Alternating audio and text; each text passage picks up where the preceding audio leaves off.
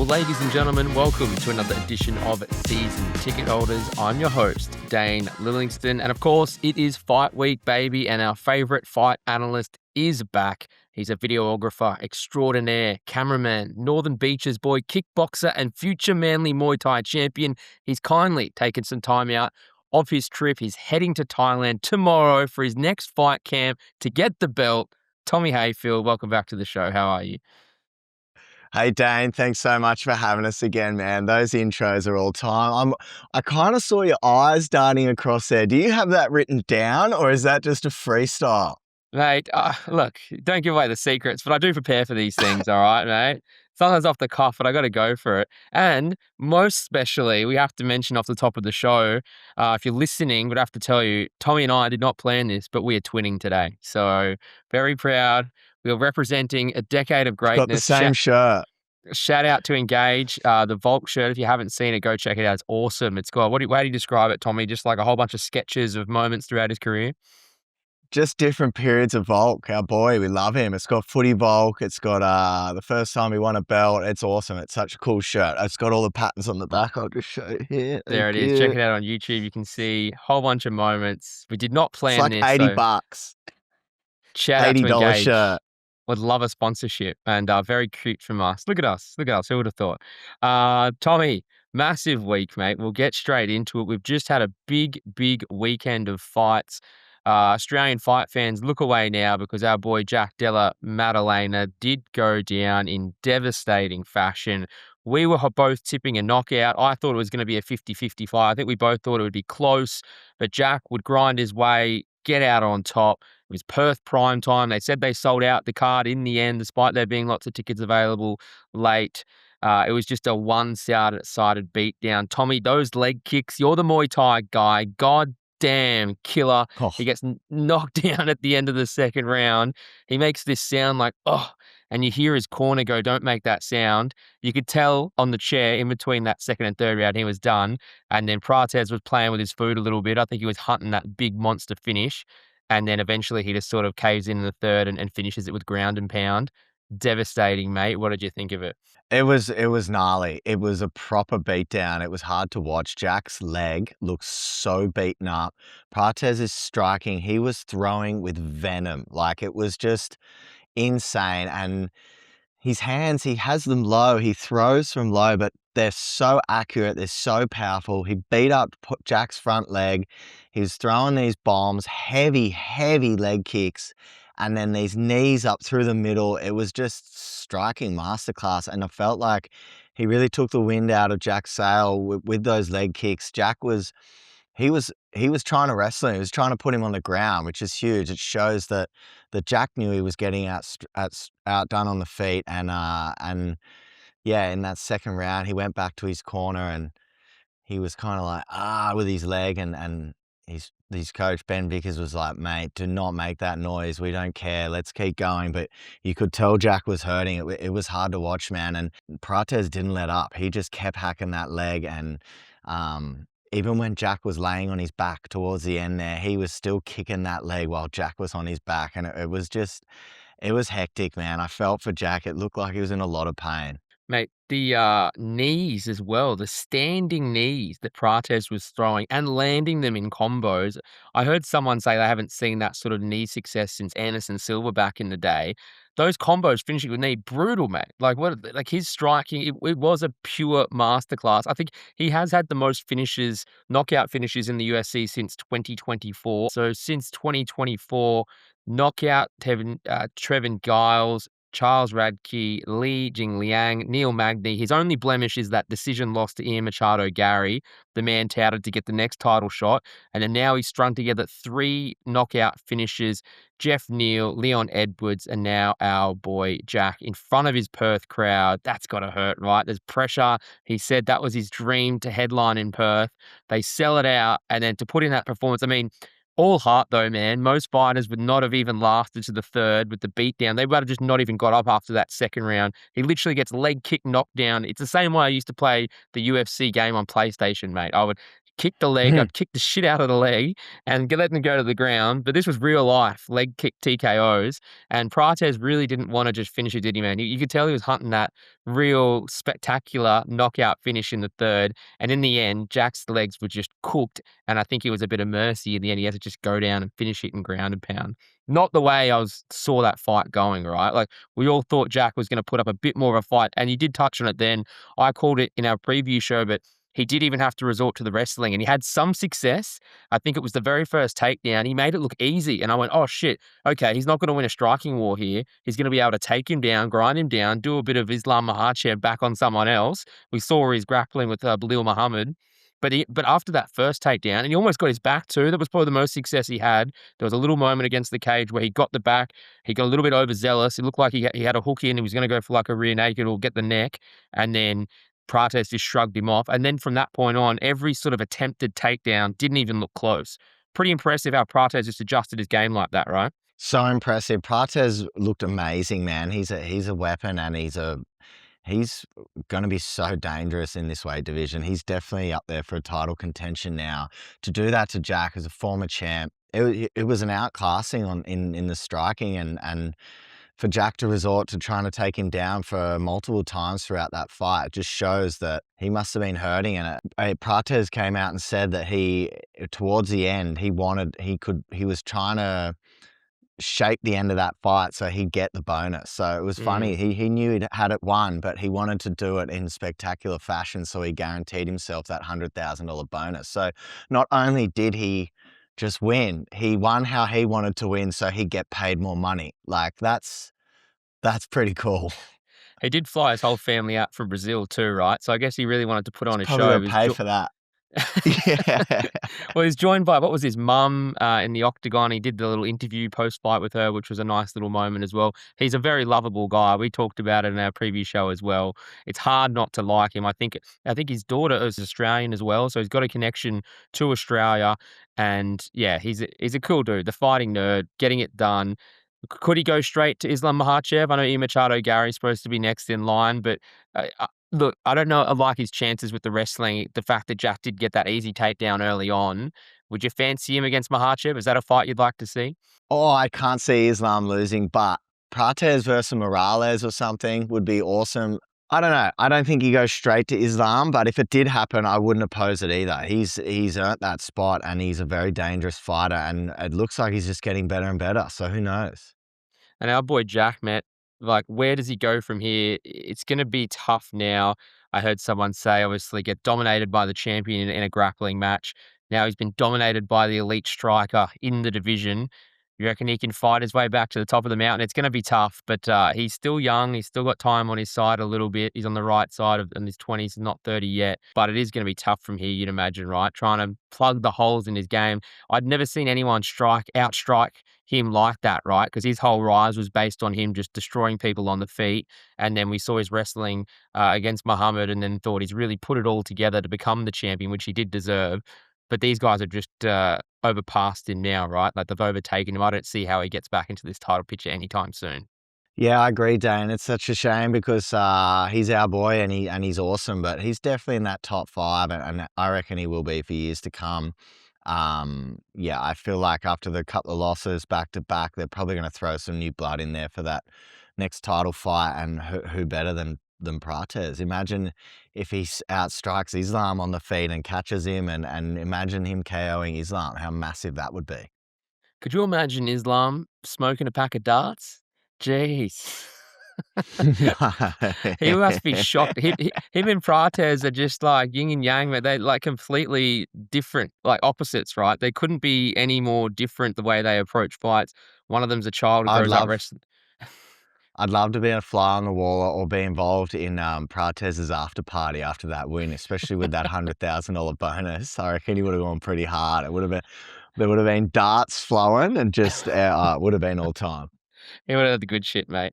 But let's flip though, because in the co-main event, we may have got a glimpse of our next Australian champion, Quillan Salkilld, TKO's Beneil Dariush. Now, Dariush sort of tried to out-wrestle him. It may have got like a knockdown. Maybe it was a slip early on. but Salkilld never really looked too troubled. Once he survived that early sort of pressure, he just fought his way out of it, landed some big, clean shots, and just finished Dariush. Another really, really impressive performance. I think it will put him into the top 15 rankings now. Just the way he went about it.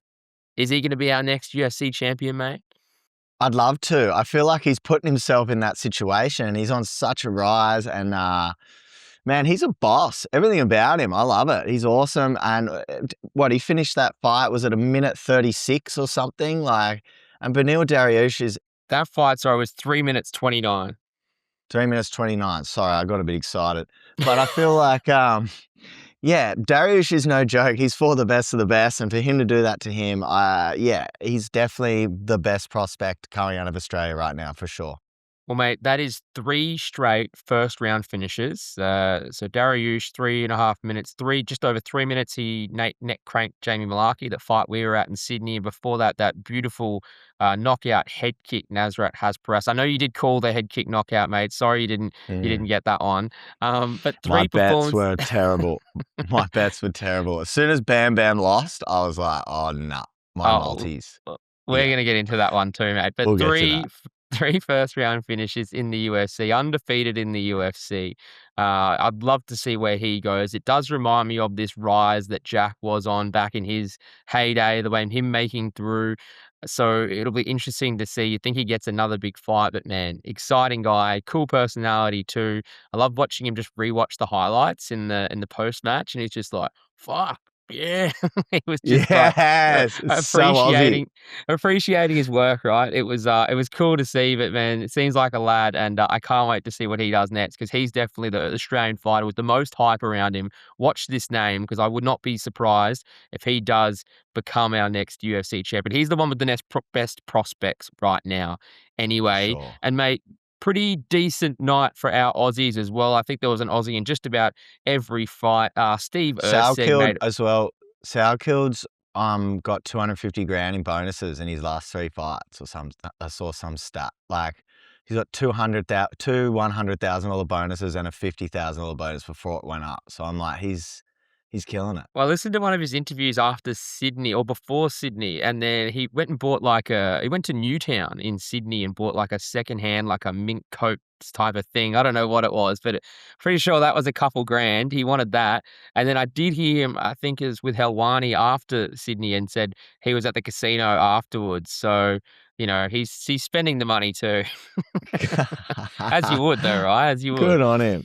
Yeah. Uh, Mate, for the Aussies, though, Steve Erceg made it back-to-back wins. He clinched the decision over Tim Elliott. I think a slow start, but then clinched back-to-back rounds to seal it. That's back-to-back wins for Steve, who's back in that flyweight picture, or at least building towards it. Mate, 2 knockouts, too, I think, to Aussies. We're claiming them as Aussies anyway. Marin Rahiki and Brandon Pericic both got knockouts. That was a crazy heavyweight fight with Pericic, too. Just timber, Looney Tunes knockout type shit. But mate, we have to talk about your boy, Tai Tuivasa, has now lost 7 straight fights. This was not good to watch. Tommy, he has to retire now, doesn't he? Oh, man, it hurts my heart. I love him that much, but yeah, it's getting hard to watch. I feel like everyone just puts him on the ground and he doesn't know, he doesn't have an answer for it. And it's almost, what, you're going to watch that for an 8th time or a 9th time or a 10th time? Like, yeah, it's so disappointing. I'll always love him, but I don't know what's next for him. I don't want to call to say he should retire because he can do what he wants, and I'll always watch his fights. And he's given us so many good moments. But yes, the 7 in a row is hectic, and that fight was very disappointing. It was yeah, I had a few bets on that, so it kind of cooked me. Mate, you What do you can't bet with reckon, your Dave? heart. Yeah. Mate, look, he hasn't won now since Feb 2022. He was coming off 3 straight performances of the night. So that was that crazy elbow knockout against Derek Lewis. Then he goes and loses against Cyril Gahn, where he could have been in the title picture if he had have won that one. He got knocked out in the 3rd round. That was back in September That was a 2022. great fight. It was a great fight. He was in that too, right? Mm. From memory. He was right in Yeah, that fight. definitely, definitely. Um, but then obviously, yeah, now it's gone 6 straight losses after that Gahn loss as well. So, I mean, the only saving grace is the last three have been decisions. So it's not like he's been getting knocked out left, right, and center. He got rear naked choked by Tabura before that, and Ezekiel choked by Volkov, but he did get knocked out back to back against Garn and Pavlovich. But yeah, I don't see where he can go now. I don't know if he goes into the Australian boxing scene or bare knuckle fighting, or I'm sure there's going to be a niche for him out there somewhere. I just don't know how it can really be justified that he's fighting in the best MMA promotion anymore when he's just not getting the wins. And I love Ty as well, mate. I love the shoey, and he's given us so many good memories. He's probably been, I would argue, besides Volkanovski, probably the most popular Australian fighter we've ever had in the UFC and the fan base that he's had. But yeah, I don't know how the UFC can book him again. Gone for an 8 straight loss. He's so good on the mic. Like his media day lead up to this fight, it was like a 14-minute clip. I sent it to you, Dane, and gee, I laugh, mate. He's so witty and he's a cack. And like, was he like, if someone wants to come say it to my face, I dare him to or whatever. And then they said, oh, what'll happen? He goes, well, they better be fucking good at jujitsu. And I'm like, it's so good. Good call. Good call. Now, Ah, he's awesome. hard not to love, but yeah, I just don't see where he goes in the UFC. So good luck to Bam Bam. I hope he's not listening to this. I'm only a blue belt, so I don't know if that's going to cut it against him, but it'll be interesting. A bit of a weight discrepancy there too, Dane. That too. He might have double my weight, but we do love you, Bam Bam. But I think his career path might have to go somewhere else. Him in bare knuckle would be wild. I'd Yeah, is that what definitely you love to reckon? watch You that. reckon that could be a Well, shout? I don't know if he wants to mess up his face, but I feel like no limit boxing. Like I'd still watch it, but if he went to bare knuckle, that'd be amazing. Yeah, well, I mean, yeah, you'd think he has. I mean, he's got doors open. Like, it's not like his career is over, and Mm, you'd think he's the type of guy he still wants to stand and bang. We just got to take mm, the ground game out of it. That's his downfall, right? Like when he can stand up with a fighter, he's always got a chance. Doesn't matter who they are in the heavyweight division, but as soon as he gets yes. taken down, it's just a no contest, Yeah. mate. That was UFC Perth. Junior Tafa as well got a knockout in the prelims. But good crowd. They sold it out. Awesome to see the fights back in Australia. And it did kick off a big fight week, mate, because we are rolling straight through. We get to see the grudge match, UFC 328, Khamzat Chimaev versus Sean Strickland. These guys do not like each other. I don't know if this is going to be the most exciting fight in the world, but we are going to see some passion heading into it, Tommy. It's going to be very interesting. Obviously, we all know the Boogeyman story, 15-0 to Chimaev. He's had his health problems in the past, but he won the UFC Middleweight belt back in August, completely destroyed Dricus du Plessis. Couldn't finish him, but it was an extremely one-sided decision. And Sean Strickland bounced back, former champion. I was at that fight as well against Izzy, but he bounced back against Anthony Hernandez with that third round TKO to put himself back in this picture. I don't know if he totally deserved it, but from a storyline point of view, from a height point of view, it does make sense. You excited for this one, mate? Yeah, I am excited. It does make sense. The storyline's there. Their ex-training partners turned kind of enemies, I guess. Enemies. And there's a lot of beef there and a lot of shit talk. And I feel like yeah, it sells the fight and people will watch it. And I don't know. I'm a bit nervous for this fight. I could just see Chimaev doing exactly what he did to DDP to Strickland. He pretty much dominated him for 5 rounds on the ground. He ragdolled him. He did whatever he wanted. All those crucifix, like I could see that happening to Strickland. Strickland's a bit of a slow starter usually. He loves a jab and a teep. I feel like if Chimaev just runs in and ragdolls him, this could just be a long night for him and a long night for fans watching someone lay on someone for 5 rounds. But it could also be it could be epic. So who knows? Who knows? What do you reckon, Dane? Mate, take away the build up aside, and I will get into the history in a second, but I just want to say from a purely fight point of view, I just can't see any world in which Sean Strickland actually wins this fight. I can see it Mm. going very similar to a Duplessis. I don't think it's going to be the most exciting fight. You never know. Strickland has surprised us before, and he finds a way of surprising us somehow. But against Chimaev, he's a killer. I think he's in a different division, a different class rather. And I just don't see how Strickland can even get the win. I did want to go through the storyline though, because that's could potentially still turn out to be the most exciting part of this fight. Now they were former training partners, right? Sparring, or at least they had some sparring sessions back in, I believe it was 21, 22. Now, they both accused each other of taking it too far, no matter who you believe. They had a falling out. Chimaev said that he made Strickland tap repeatedly, and Strickland described Chimaev as a bit of a gym bully, which I wouldn't find surprising in the slightest. And then Chimaev claimed that Strickland started carrying a gun to the gym following their issues. So that's what had happened. Just Strickland two said he loose might. cannons. Yeah, Strickland then said he would shoot Chimaev if he was tapped by him and his team, and that sort of gives you a little bit of an idea of where this hatred, this darkness behind the fight is coming into it. I don't know if that's gonna make for an exciting fight based on their skill sets, but that's a pretty crazy build-up, right? How do you see their fight week going down? Yeah, it's gonna be pretty funny. Chimaev isn't the best talker on the mic, but Strickland, he's pretty funny, and yeah, the press conference could be pretty hilarious. But this is just two loose cannons who have a bit of a history who are about to go at it. So it definitely sells the fight. I'll be tuning in for sure. I'll be sipping a singer with 10 idiots screaming in Phuket, watching this at 9 in the morning. So I'm excited. What a place to watch the fights. It's gonna be beautiful, mate. I'll have to join you one day. Yeah, Yes. I don't know about the mic job. I think, Chimaev's insult was that Strickland was an American chicken, and Strickland called Chimaev a Madonna. So, I don't know.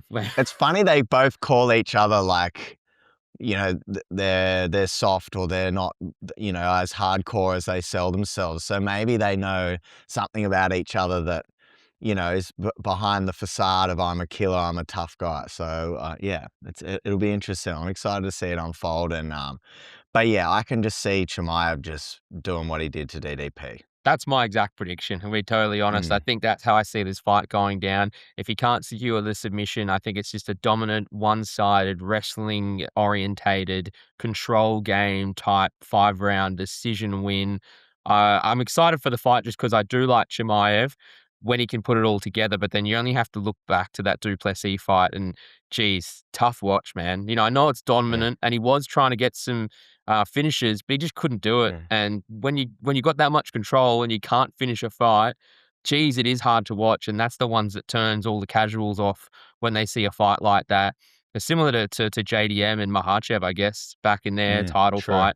The way that goes, I think my boss at Fox Sports News told me he went to the pub to watch the JDM fight and walked out because, that's what casuals do, right? They're not Yeah. getting entertained, and that's the type of thing that happens.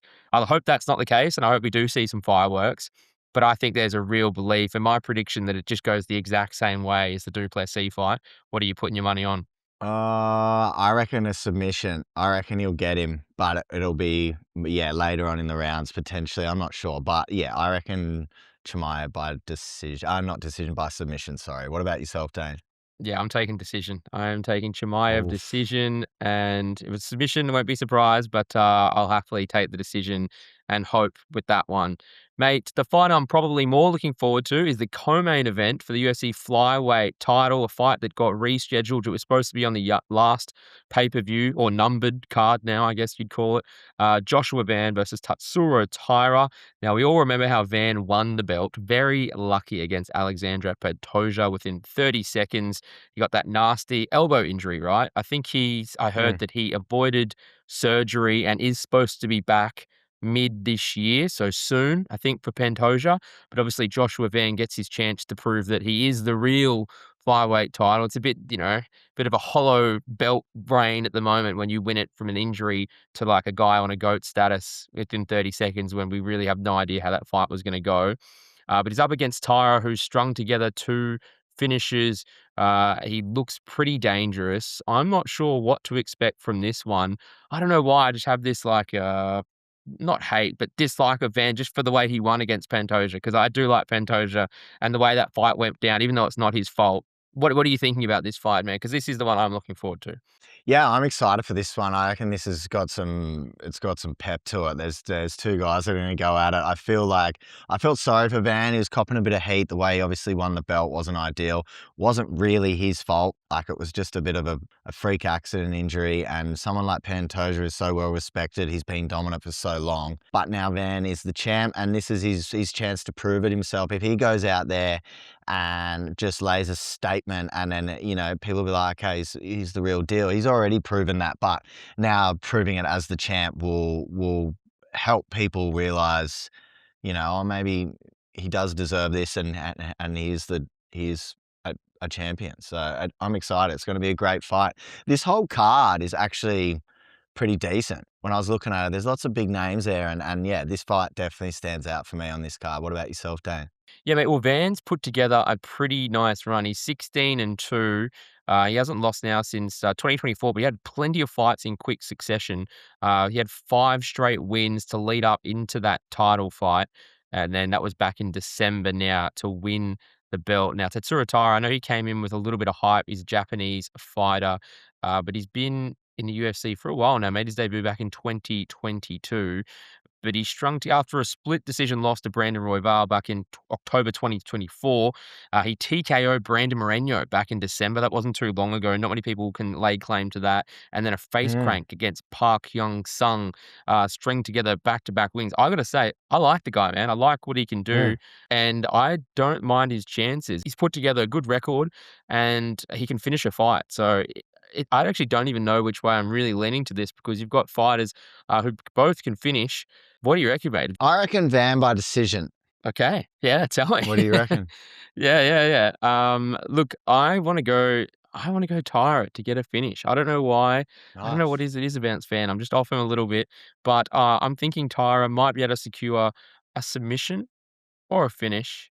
He's pretty well-rounded, man. I'm just looking through his record now. TKO, submission, TKO, TKO. He's at a triangle armbar, straight armbar, rear naked choke, triangle. So, he's obviously got this jiu-jitsu game as well, but he's got knockout power. So, Tyra submission. There you go, mate. That's my There pick. you I've got go. it. Nice. And mate, into the heavyweight boys, Alexander Volkov against Waldo Cortez Acosta. Now with Volkov coming off a split decision win against Charlton Almeida back in October. Before that, a split decision loss to Cyril Gahn. Before that, he'd strung together 4 straight wins. And then Waldo Cortez Acosta, you would know because he's strung together now 3 straight finishes. And most recently, back in January, UFC 324 against Derek Lewis. Before that, 2 first-round knockouts, back-to-back performance of the nights against Shamil Gaziev and Ante Delija. I like Waldo Cortez Acosta, if I can say it out loud. What do you reckon, mate? Yeah, I'm excited for this one. It's two big boys. Volkov's been around for a long time, and man, I'm excited. I'm probably going to go Volkov, but I'd be happy for either of these guys to win. I just hope it's a good fight and someone gets knocked out. I think we can safely assume that too, mate. Mate, and Sean Brady against Joaquin Buckley. Brady's looking to bounce back after getting finished by Michael Morales. I think we all remember that fight. And Buckley lost to Kamaru Usman not too long ago as well. Do you have a pick in this fight? It's probably not one I'm super keen for, but who's Yeah, your it's pick? two big names though. They've been there, done it. They've been around for a while. They're both great fighters. I'm going to go Sean Brady. I feel like he's looking to bounce back, but I feel like this card's solid. There's every fight here. I want to sit there and watch it. So I think it's going to be great. That is true. Maybe that's what I mean. I mean, it's just not the one I'm Mm, looking forward to the most, because it is a handful of fights that are all going to be pretty good. I mm. stick with Sean Brady to bounce back as well. And then to kick off the card, mate, at lightweight, we have King Bobby Green against Jeremy Stevens. Now, I found this one interesting. I was just doing some research on Jeremy Stevens before this, but the King, as he likes to be called now, has strung together back-to-back wins. Daniel Selhuber TKO back in round 2 in Mexico back in February. And then Jeremy Stevens, very interesting career. I was just looking through his He's fight record. back. He's He's back in back, the UFC. and I have He's a no idea. journeyman. He's been everywhere. Who the fuck is that guy? It's labeled by Conor McGregor, and that was years ago. He's also the guy I remember when if you'd ever start a career in that weight division on the UFC game, he'd be like the gatekeeper. So you have to bash the shit out of him to get to the next level. And I normally would too with my little Conor McGregor and Alexander Volkanovski fighters. But he was in the PFL. I think, well, he did bare knuckle as well. He had a one-off appearance in the UFC back in May. A decision loss to Mason Jones. But he hasn't won in the UFC since 2018. He's only won once of his last 10 fights. So, Wow. yeah, and I did read an article before that he called Dana White personally that he just wanted to be back on a pay-per-view, and apparently he has such a good reputation with Dana White. Dana White said, "Well, fucking why not?" And so here he is. Wow. So I was trying to make sense of the fight before, but the more I read into it, I was like, "Why is he fighting on this card?" But there you have it, mate. Pays to be a teacher pet, right? There you go. I heard an interview with him on Ara Hawani's show, like, I don't know, maybe a year ago now, and he's a pretty interesting dude. He's very angry and lots of swearing. He's got some built-up rage, but, I guess he's in the right job and the right career. His brain after his career, mate, but yeah, let's go watch him go again. King Green. I don't know, who are you gonna go for this one, Dane? Could Jeremy Stephens, break his losing record and bounce back? It's a disgusting record. There's no way in hell I'm going behind that, mate. I'll be sticking with King Green, mate. What about you? Yeah, I'll probably have to go the same. Maybe a knockout. All right, there you go. You've heard it here first, mate. Just looking at the prelims, the only name that super jumped out with me is that Jim Miller, the man with the most wins in UFC, in 27. Preliminary card, he kicks it off against Jared Gordon. Other than that, mate, any other fights that caught your attention that weren't on the main card? Yeah, no, I think we've covered it. I'm excited.